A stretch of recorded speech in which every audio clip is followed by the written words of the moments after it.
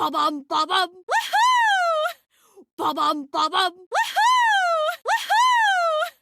Ba-bum, ba-bum. Woohoo! Ba-bum, ba-bum. Woohoo! So ayan guys, ayan. I'm back. Sorry kung madilim ako, pero may kita na lang natin. Well, hindi naman ito yung ano ko. Ayan, naka-against the light na ako. Against the light ba to? Against the light ba to? Pero hindi naman siya specifically advanced na ano na against the light. Kasi nga 'di ba, ang dilim ko nga kasi kaya kailangan ko nga magtapat dito. So ayan, may ano dito sa gilid ng ano ko ng cellphone ko, 'di ba yung flash sa gilid ng cellphone ko.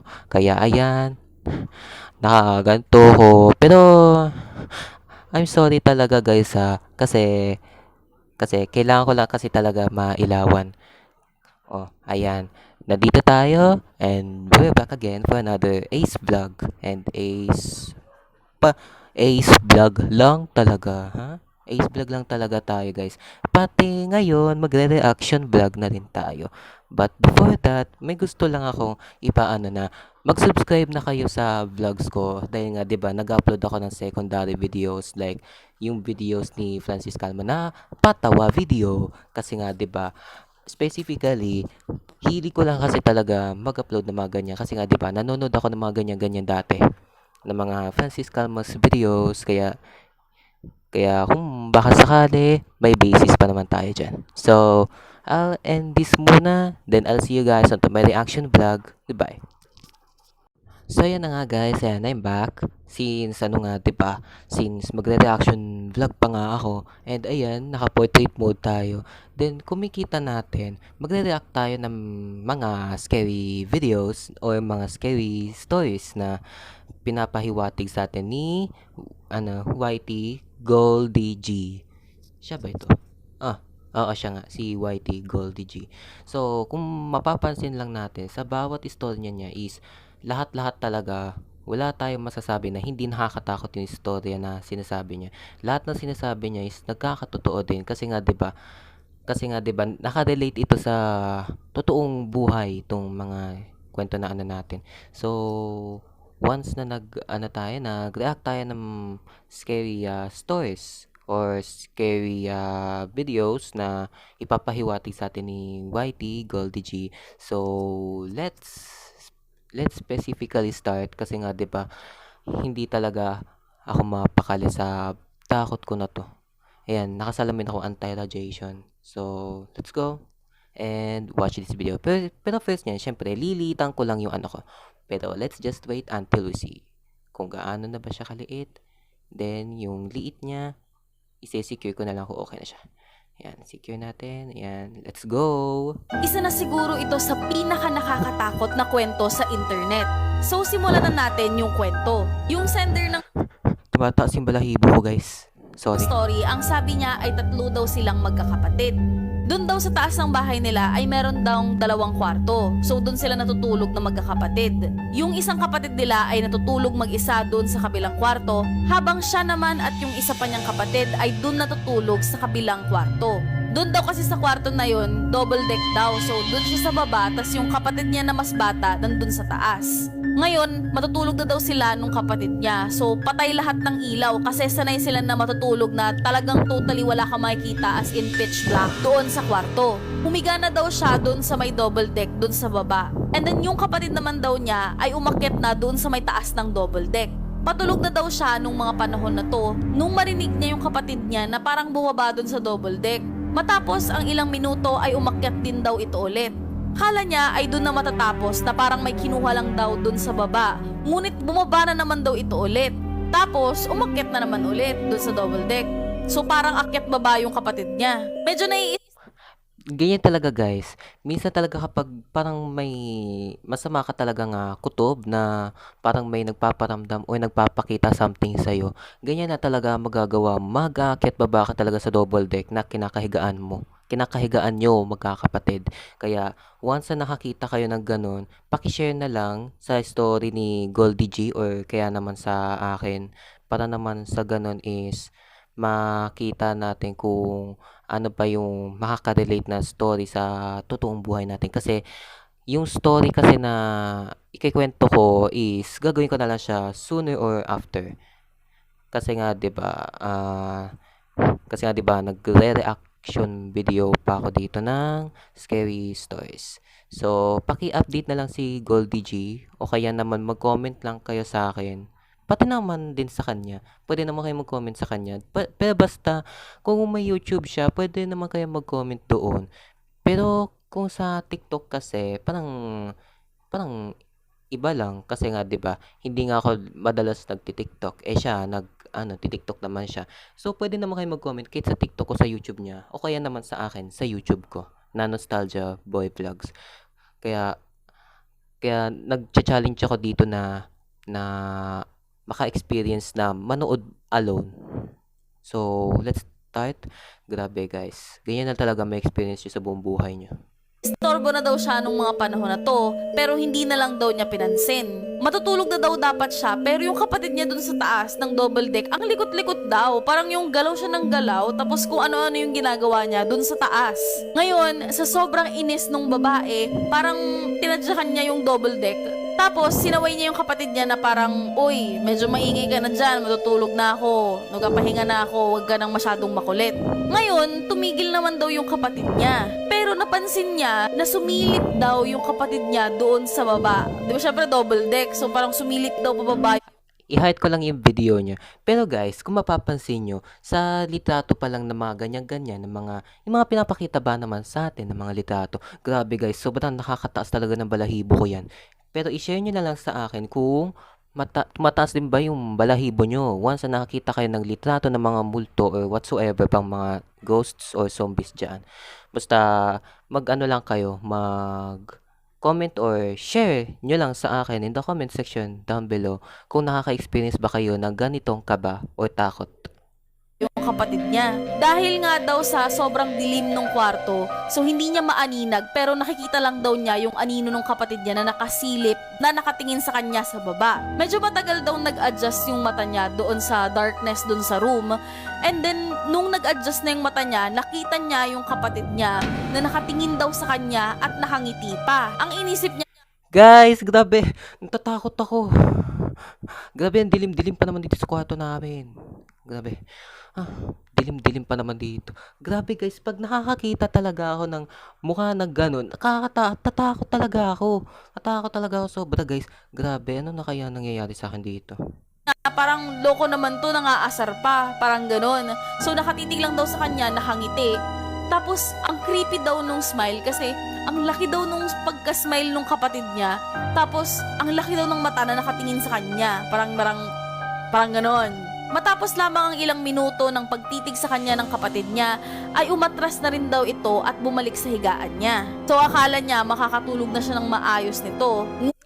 Baka nga sa school maka-experience din ako ng ganito nga ka-creepy as grade 10 lang ang student. Baka maka-experience din ako nito. Pero i-share ko na lang sa inyo guys kung naka-experience na ako ng ganito. Pero share ko na lang sa inyo ulit yung mga na-experience ko dati. Pero sooner or after ko na to gagawin. Kasi nga 'di ba, nagre-reaction video pa ako. So, i-share ko na lang sa inyo whatsoever time that is. Kaya tuloy lang natin to, then wag tayong magpapekto.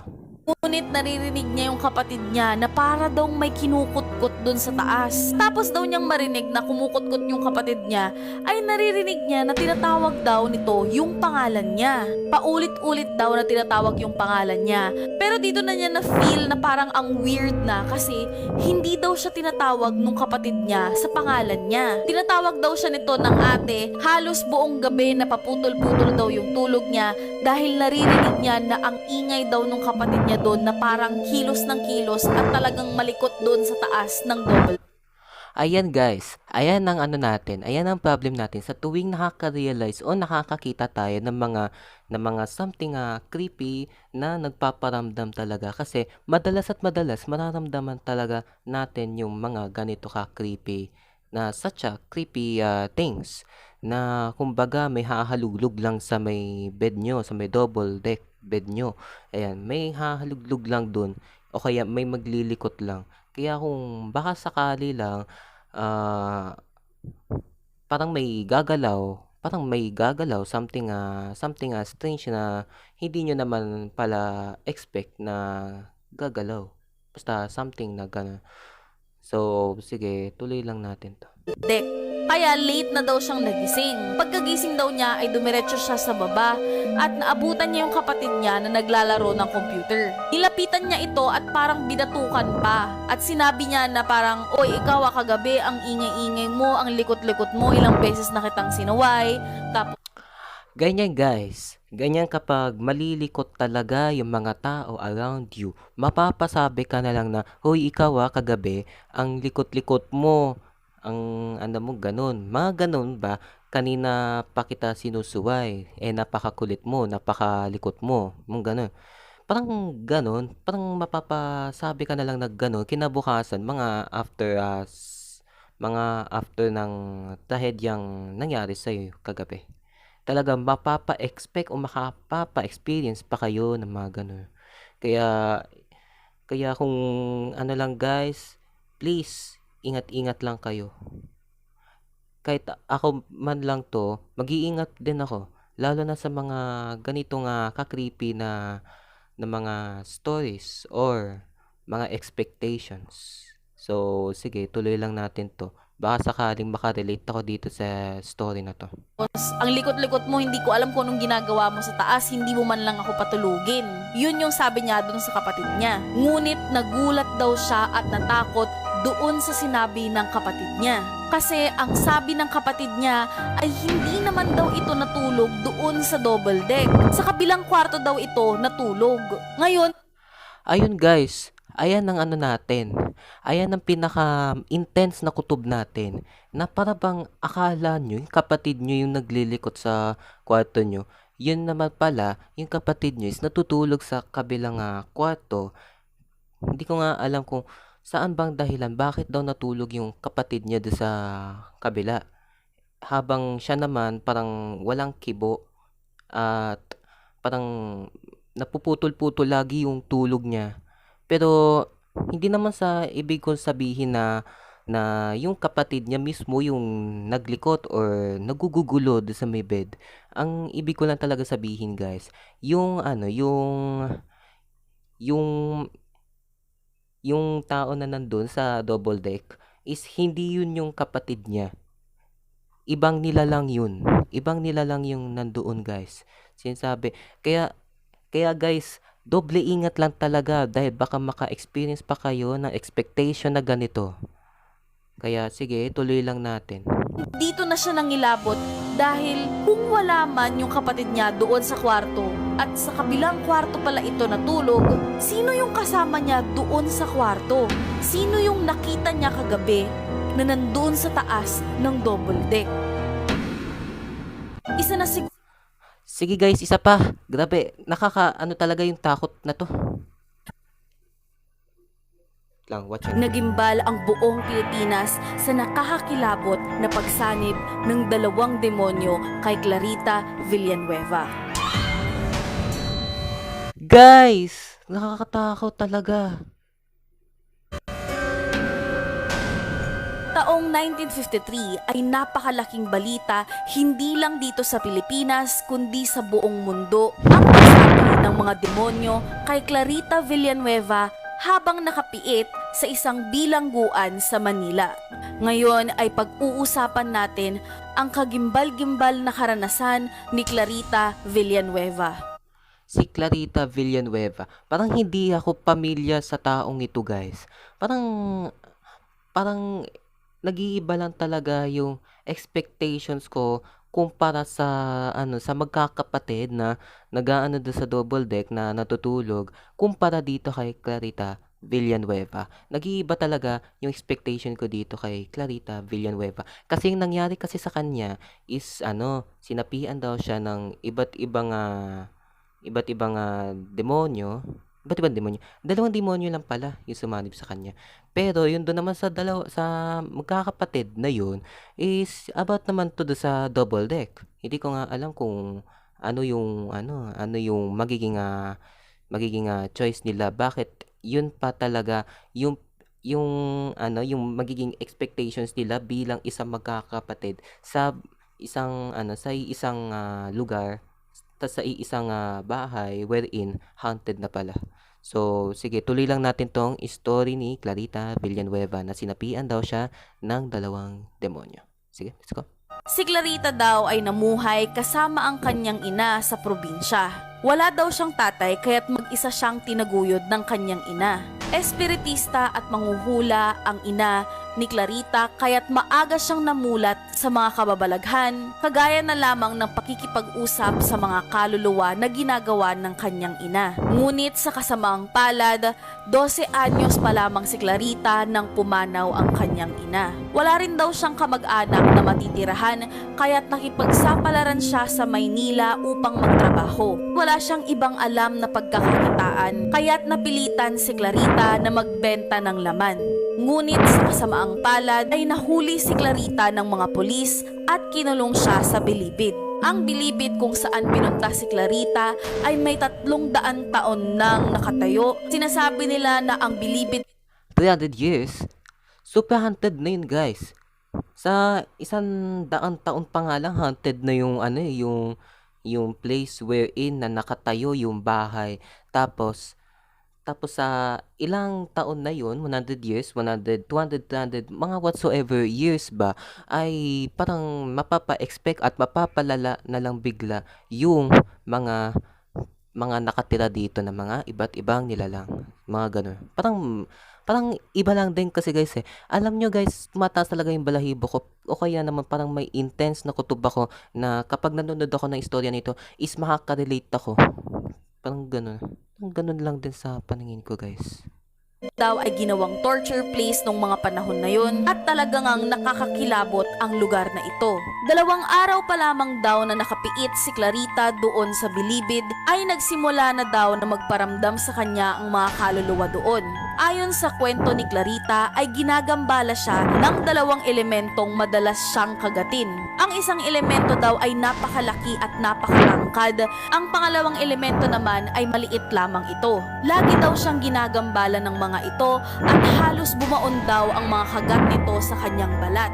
Kinakagat siya ng mga elementong ito sa kanyang braso, sa kanyang hita at sa kanyang leeg. Minsan pa daw ay kung saan-saan na lamang siya kinakagat ng mga ito. Minsan daw ay sabay-sabay pa. Pagsimula ng mangyari ito sa kanya ay para bang si Clarita ay nawawala sa kanyang sarili. Nagwawala daw ito at minsan ay nagsasalita ng mga lengguwahe na hindi nila maintindihan. Iniisip ng mga tao sa Bilibid na baka si Clarita ay nasaniban na nga. Marami pang kababalaghan ang nangyayari kay Clarita sa loob ng presinto kaya't nakuha ang atensyon ng dating mayor noon na si Mayor Lacson. Nagtawag si Mayor Lacson ng mga eksperto kagaya na lamang ng doktor at iba pang mga profesional na galing sa psychiatric hospitals. Gusto nilang malaman kung totoo nga ba lahat ng bali-balita na nasasaniban siya. Nang bisitahin daw nila si Clarita ay naabutan nila itong sugatan at maraming pasa sa katawan. Tinanong nila si Clarita kung saan nanggaling ang mga sugat na ito at ang sabi niya ay hindi daw tao ang may gawa nito at demonyo daw ang gumawa nito sa kanya. Sinuri siya ng mga Guys, grabe. Tumataas na yung balahibo ko.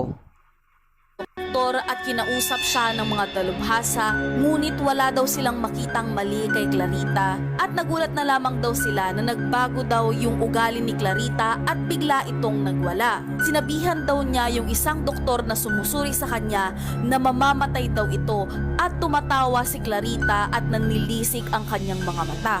Matapos nilang bisitahin si Clarita ay laking gulat ng lahat nang ang doktor na sumuri kay Clarita ay bigla ang namatay. Dito nagimbal ang lahat at sinasabi na mangkukulam daw si Clarita. Pag sinabihan ka daw kasi ni Clarita na mamamatay ka, ay nangyayari nga ito. Meron pa siyang nakaaway noon na isang jail guard kung saan sinabihan niya na mamamatay ito at nangyari nga kinabukasan. Nang kumalat ang balita sa buong Bilibid tungkol sa sumpa na kayang ibigay ni Clarita, ang kulungan ay nabalot ng takot. Nagkagulo sila doon dahil hindi nila alam kung sino daw yung susunod na mamamatay. At dahil nga sa ilang insidente ng kamatayan na dulot ng sumpa ni Clarita, ay humingi na sila ng tulong sa otoridad, ngunit mga espiritista lamang daw ang tumugon sa kanila. Kahit ilan pang espiritista ang pumunta rito, ay hindi pa rin nila napaalis ang demonyo na nasa katawan ni Clarita. Dahil nga sa palaki ng palaki ang kwentong ito, ay sinubaybayan na ito ng media. Ang balitang ito ay hindi lamang kumalat dito lang sa Pilipinas kundi sa buong mundo. Ay narinig daw ito ni Pastor Lester Sam. So guys, ayan. Wait lang guys, may nagtatawag sa akin. So, I'll resume back later. Bye. So, hello guys, I'm back. Ayan. Since may tumawag nga sa akin, then, yun nga, I'm back for another reaction vlog. Then, wait. Am I gonna repair this? But, specifically, I am back for another reaction video ng nakakatakot na ulit. So, I'm back. And, let's go. Panoorin natin yung, ito panoorin natin. Binalot ng takot ang ilang barangay sa Capiz nang dahil kay Maria Labo What? Maria Labo. Alam ko tong story na to about kay Maria Labo. So, kung mapapansin nyo guys, kinatay daw niya ni Maria Labo ang sarili niyang anak. Tas kinain daw neto ni Maria Labo yung mga organs niya. Kaya sa mga nakakakita ng mga ganito, magdoble ingat lang kayo. So, yun lang, and let's resume it. tapos nitong patayin at lutuin ang kanyang anak. Sandali lang guys bubuksan ko lang electric fan.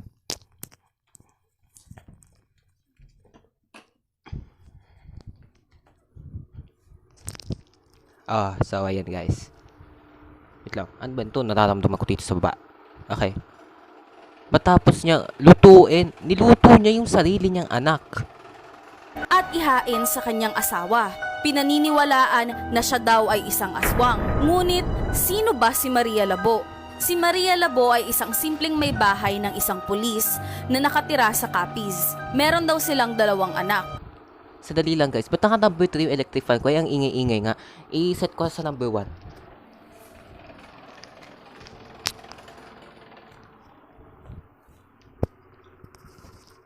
Ayan guys, okay na. Let's go. Wait lang. Nakaganto ka yan. Dapat nakaganto ko.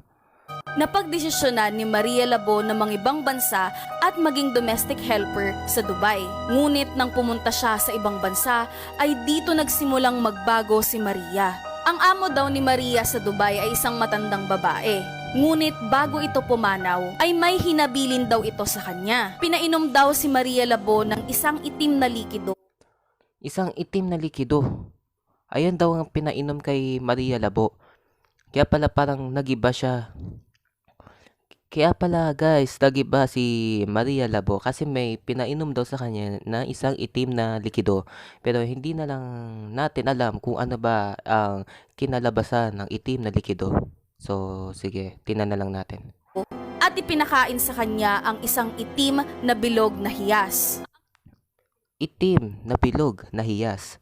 Ano kaya ibig sabihin nun guys? Itim na bilog na hiyas. Ano kaya ibig sabihin nun? Parang wala pa kasi tayong expectations to that. Kaya hindi na lang talaga natin alam kung ano ba ang ibig sabihin ng dalawang iyon. Yung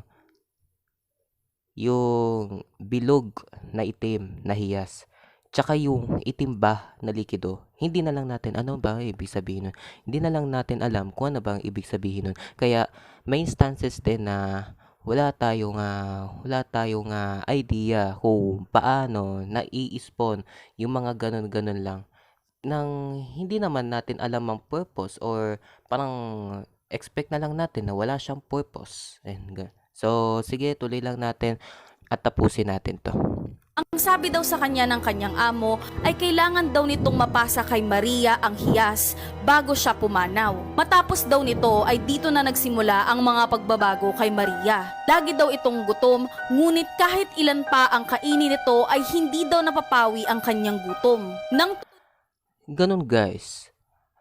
Parang ganun ng expectations ni Maria sa tuwing nakakakain at nakakainom ito ng something something black. Kaya hindi na lang natin alam bakit nangangatay siya ng mga tao. Pati ba naman anak niya, kinatay niya, niluto niya para naman maihain sa kanyang asawa. Yun nga, sa sobrang inis ng asawa niya, agad daw siyang tinaga.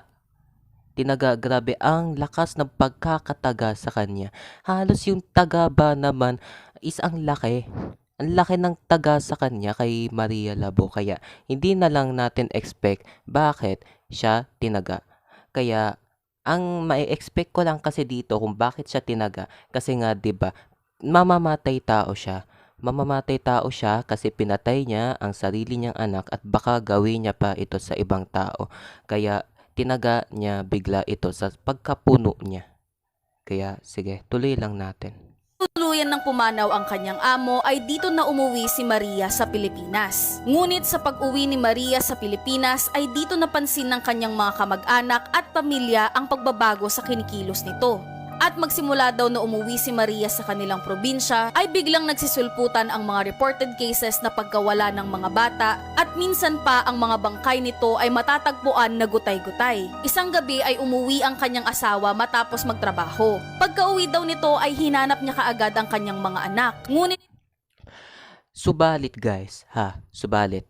May nakita daw ang asawa ni Maria Labo na yung anak nilang lalaki ay umiiyak kasi ang sabi ng anak nila na lalaki, mamamatay tao daw si Maria Labo at baka patayin niya daw ang asawa tsaka yung anak niya. Kaya hindi ko na lang expect bakit parang nagiba yung itsura at yung pakikitungo ni Maria Labo. Yung para bang tipo mo mamamatay tao na siya. Tapos kung papansinin niyo sa pagkakaiba-iba pa lang na itsura niya is parang may mapagtantuman lang kayo na something haunted or something strange na kung saan or wherein na na si Maria Labo nga ay isang mamamatay tao. Yan.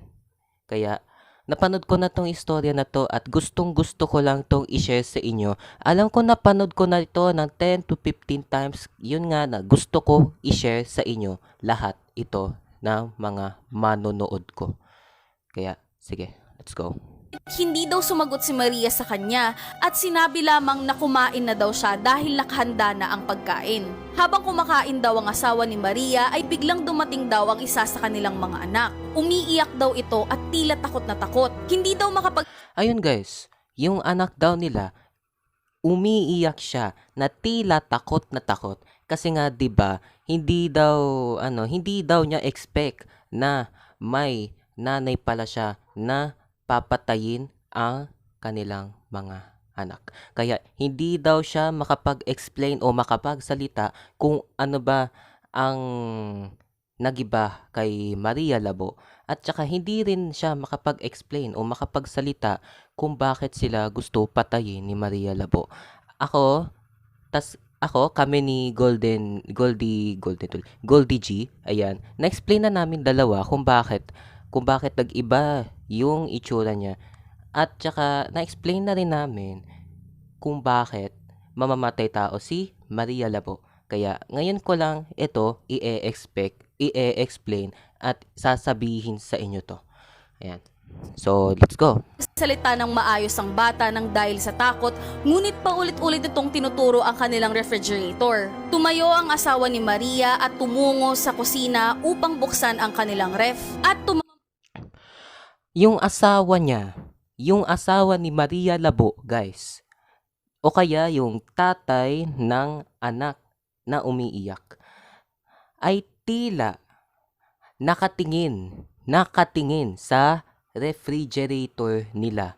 Tapos doon niya napagtanto na yung anak niya na isa ay wala na at pinatay ni Maria Labo.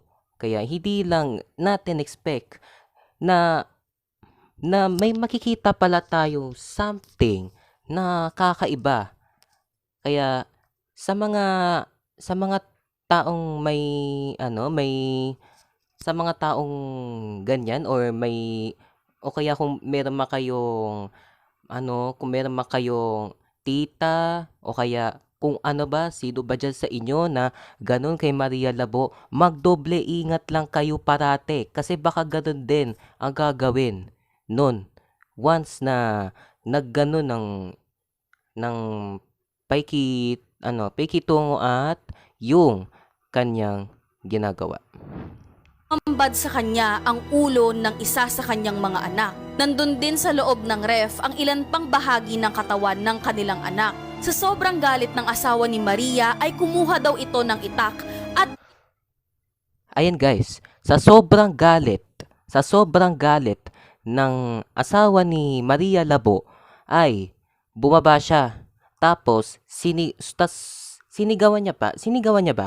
I mean, sumigaw siya. Tinawag niya yung pangalan ni Maria. Tapos tinaga nung parang tatakbo ba? Ay, tatakbo. Hindi pala tatakbo, guys. Yung para bang kapag pag nakatingin yata ito sa kanya, pag nakatingin ba naman ito si Maria sa kanya ng eye to eye, ba naman tinaga siya si Maria netong asawa niya. Kasi nga 'di ba, sa sobrang galit niya, sa sobrang tindi ng galit niya, ay parang nauubusan na siya ng pasensya kay Maria Labo. Kaya tinaga niya na lang ito sa mukha. tinaga sa mukha si Maria. Ngunit nakatakas daw si Maria at tumakbo doon sa may talahiban. Hinabol daw ito ng kanyang Hindi ko alam yung talahiban. Pero sige, tuloy lang natin. asawa at hinanap si Maria ngunit hindi na daw nila ito matagpuan. Pinaniniwalaan na hanggang ngayon ay pagala-gala pa rin si Maria Labo at naghahasik ng lagim sa iba pang karatig na probinsya. Ganyan.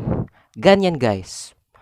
Ganyan ang magiging kilos ng isang kagaya ni Maria Labo. Ganyan na magiging kilos niyan. Kaya sa mga taong nakakaano ng ganyan, nakaka-relate sa mga ganyan, magdoble ingat lang kayo lagi. Kasi baka ganun din ang magiging experience ninyo.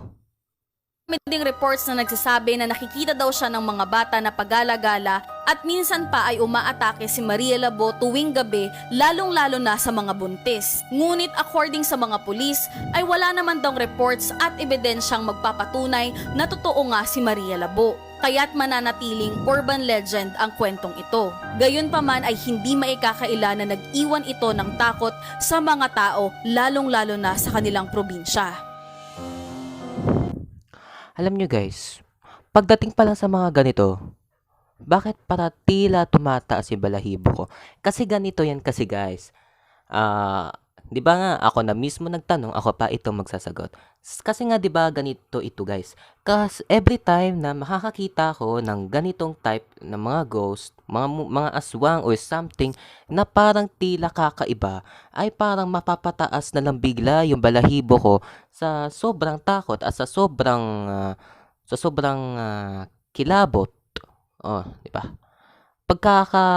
Ko lang to guys, pagkaka-expect ko lang to sa tuwing nakakakita ako ng mga tao ganyan, mga aswang or taong kakaiba ang kinikilos. Parang gano'n. Binalot ng takot ang ilang barangay sa Capiz nang dahil kay Maria Labo matapos nitong patayin at lutuin ang kanyang anak at ihain sa kanyang asawa. Pinaniniwalaan na siya daw ay isang aswang. Ngunit, sino ba si Maria Labo?